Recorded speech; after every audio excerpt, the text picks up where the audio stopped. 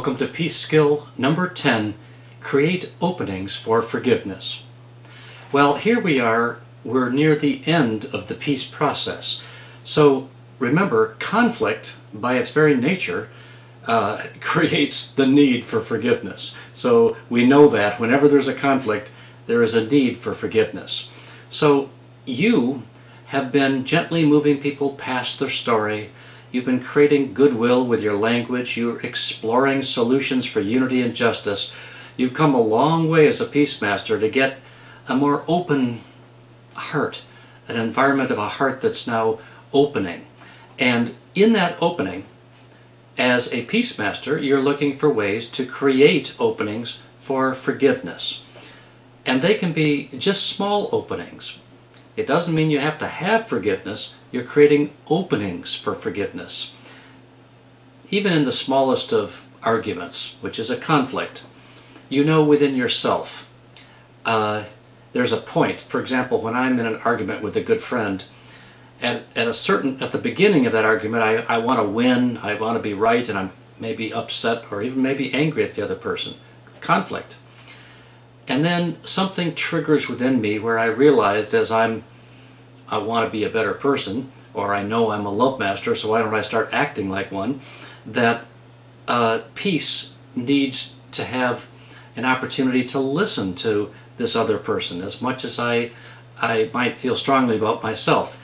And in that listening, just by listening and opening my heart to another point of view, that's creating an openness, an opening for forgiveness. Because first of all, I find that I'm forgiving myself for being so uptight and angry and narrow-minded, and I'm also finding my heart opening so that there's more unity between us and there can be real forgiveness.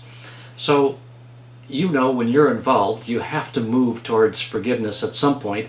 The real beneficiary, the real person who wins from forgiveness is me, is you, because then we feel better. It's not as much about the other person.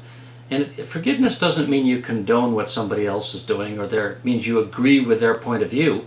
It just means you can appreciate them as a person, and you can try to understand their position more.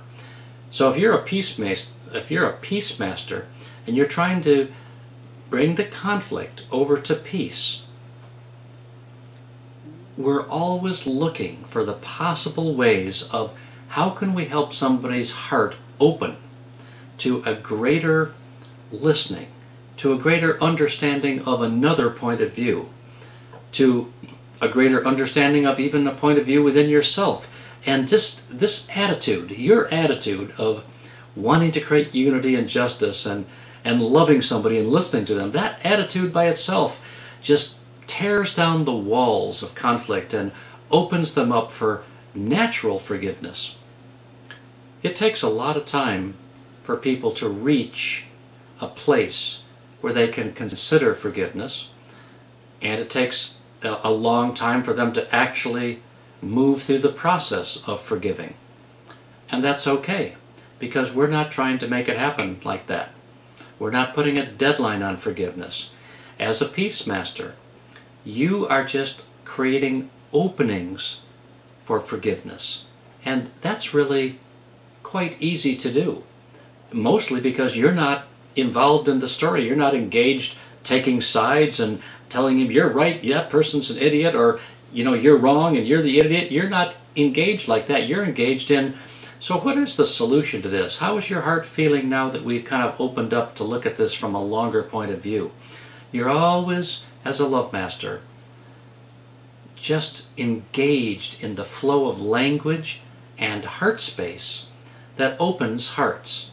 And when hearts open, forgiveness follows. So welcome to a very advanced peace skill of creating openings for forgiveness.